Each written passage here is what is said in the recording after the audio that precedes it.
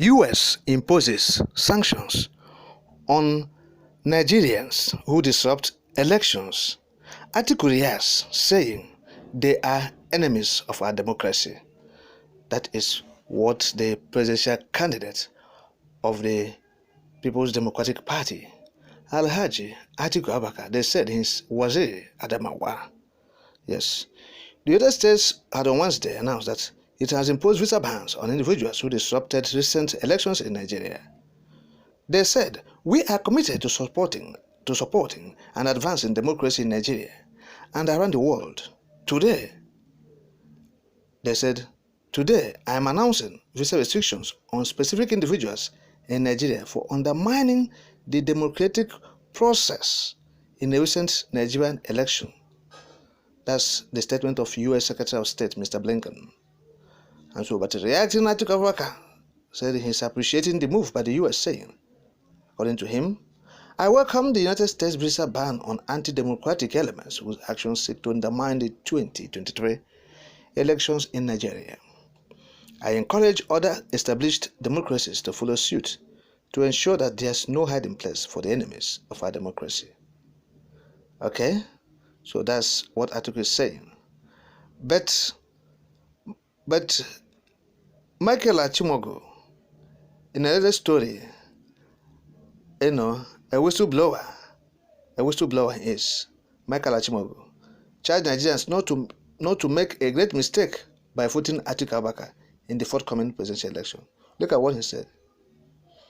He said, "The corruption allegation against Atiku has exposed him, so that this should prevent Nigerians from making a great mistake by voting for him." He said Atiku had admitted in a recorded phone call that he was involved in taking advantage of federal contracting expenditures. Look at his words. That's Michael we're talking about now. Michael said, "There are basically two reasons which I have repeated over and over on social media. First is that young persons like myself who served politicians will never again be taken for granted. Second, it is to warn Nigerians and educate them before the elections to prevent them from making the greatest mistake ever. If Nigerians think that they have seen corruption before, let them wait until they make the mistake of voting the Atiku family into office. After a couple of years, I began to see so many other things within the family. There is this huge dysfunction that doesn't speak well of the family. It lies behind the facade that people cannot really see. But I am a Nigerian. I have children, and so do millions of other Nigerians. And I understand that if this is allowed to fester, if this is promoted to us rock, then the entire Nigeria will be shattered. So I decided to come out and try and prevent this from happening." That's what Achimogu said.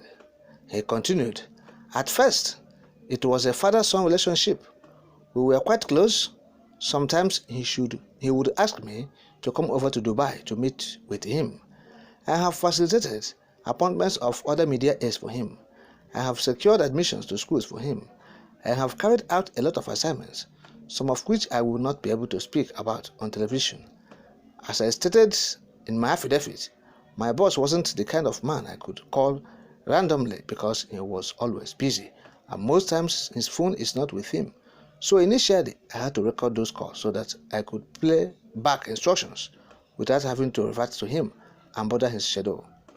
That's what Michael Achimogo, I think, yes, that's what Michael Achimogo said about Atiku Abubakar, who is president of the United States of America. You have seen him now, Atiku, president US. He said they are established democracies, that he is urging other people to follow suit, other countries in the same category with the United States to follow suit. And that's hypocrites. Nigerians has known all of them. They are in the open. Their deeds have been exposed. And so there's no hiding place. That is it. But what I'm not talking about, what we are saying is this. People like Atiku Abubakar, if you are in a certain country, will he be roaming the street freely by this time? By this time of the day? He'll be roaming the streets. Nobody's doing anything. Jacob Zuma, former South African president, is in detention as we're speaking. He was arrested by the police. He was detained. Heaven did not fall. Nothing happened. People protested a few days and they went inside and stayed. Nothing again is happening there. Look at what's happening in this country. Impunity. People doing things the way they like. Because they know that nobody will touch them. They're untouchable. They are sacred cows. How dare you touch them, arrest them? This is a former vice president. The reference we made was that of a president in South Africa, former president of South Africa. Former president. But we're talking about former vice president. Here, it's like a demigod. It's like a demigod. So that is what is happening in the conception as we're speaking. And we have said that we'll continue to expose them. Expose them. But the US themselves, they are not helping matters in Africa and in Nigeria, to be precise. Yes, because what they're doing amounts to, trying to, play on the intelligence of Nigerians. When they said, they mention the names of these people, let us know. If you say that you ban some persons, let us know them. Put up their names. This thing will help us understand that you are actually working with, trying to sanitize the system. Let us know those people you ban. It's not enough to say we have banned people who disrupted previous elections in Nigeria from coming to the United States of America. Now, who are those people? Mention their names, list them. Let us know them. Let the name come into the public, view, so that people will understand and know who these persons are. Let us know them.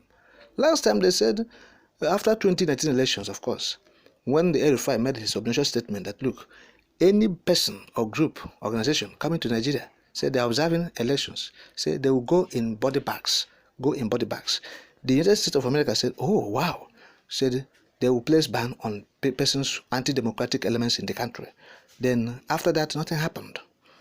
They never published the names of those anti-democratic elements that they have banned from coming to their country. So these are the things we are saying. If you want to support the country to build their democracy, you have to come out fully and give your support.